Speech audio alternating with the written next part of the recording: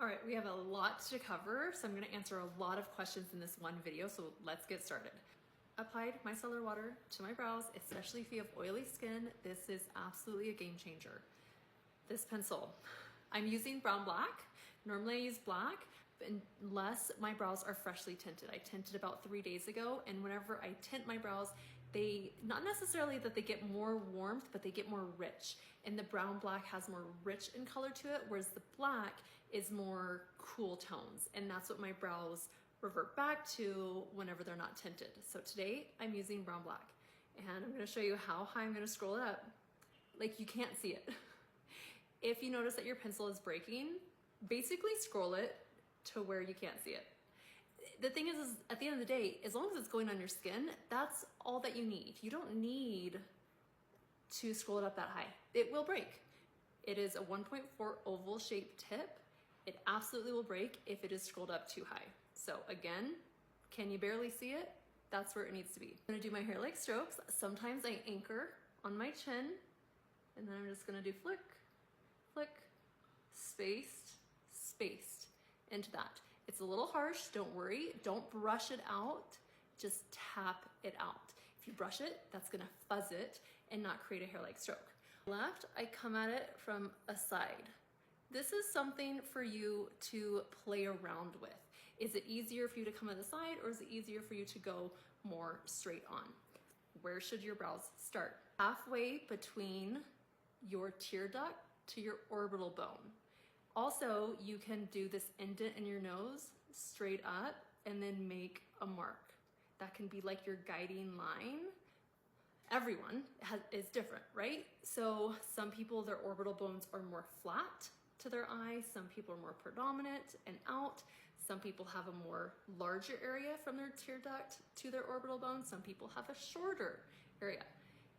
You will see, depending on what you have, if you are short and more flat, it may appear that you are applying your hairs in your brows should be more closer to where it meets.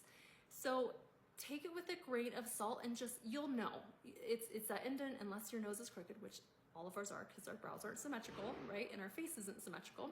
Use this as your guideline, not this as your guideline. How do you get that straight line underneath? So one thing, I don't really like to line it out as much. I like to just fill in where I need. So right in here, just a little tap in there. If you have really full brows and you just notice that they're patchy, that's all you gotta do. So I'm just patchy right here, boop. Like, it's a little love tap right in there. It's not a lot. So if you like that more lined brow look, what I want you to do is not lose contact. When the hair like strokes, what you're doing is you're brushing and you're moving over.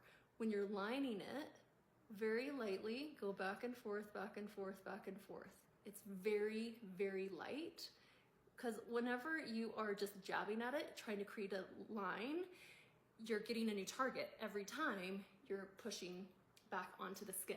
So what I don't want you to lose contact. So back and forth, very lightly, all the way down. That will help you create a more straight line as opposed to jabbing at it. Again, you can't get a straight line if every time you're hitting a new target.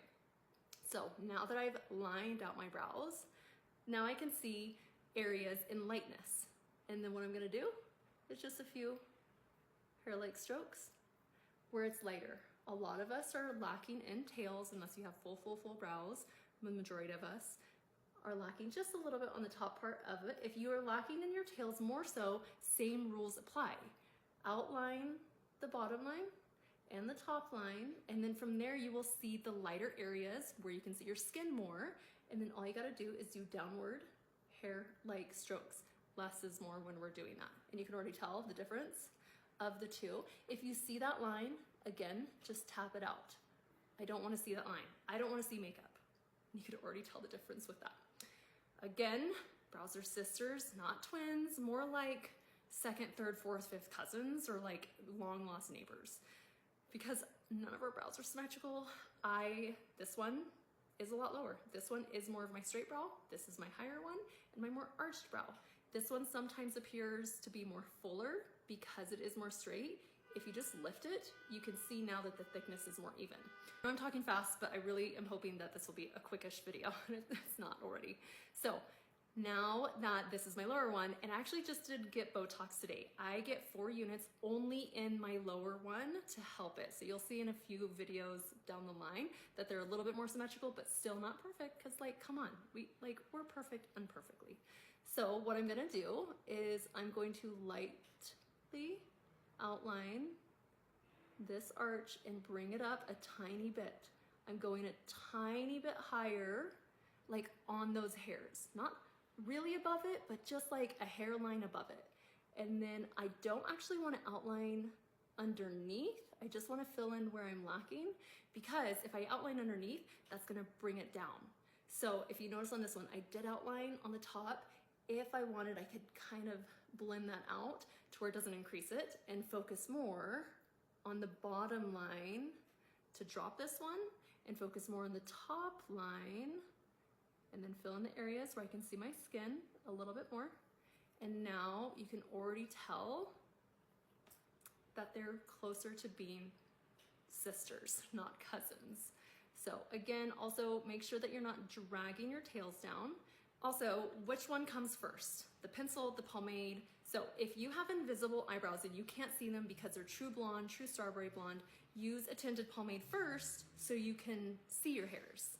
For the rest of us where we can see our brows, pencil first in the areas that we don't have the hair, and then pomade. As I said, I just tinted mine, so they are pretty rich in color. And all I do is very lightly back comb. I'm not putting a lot on this. A lot of people think that the product is dry. This brush is ideal. I was so particular with the spoolie brush. I don't want a lot of product going on there. I was so annoyed with all of those pomades and gels that would just glob on it and you had to swipe it and swipe it. You do not have to swipe. And yeah, there's some on the tips of that, but don't worry, you're not gonna be using the tips. And it's just lightly back combing and setting it. With the white pomade, if you were going to finesse, see how it dried super fast. If I were to go back and brush it, imagine how it is like with the LA looks or like that gel that we had in the 90s and early 2000s. You'd crunch your hair, and then if it got touched, it would flake off. It's white, it dries clear. If you're gonna go back and brush them, you're basically flaking it back into the original color. Make sure you're applying it, let it set, and don't touch it.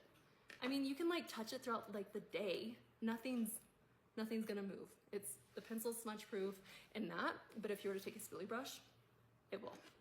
Now, lastly is the highlighter.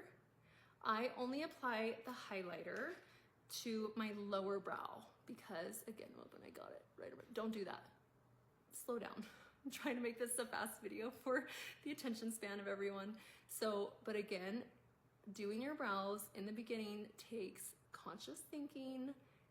Doesn't mean that it's gonna take longer, but it just requires more thought process until you get better at it and quicker. It's not a lip gloss product.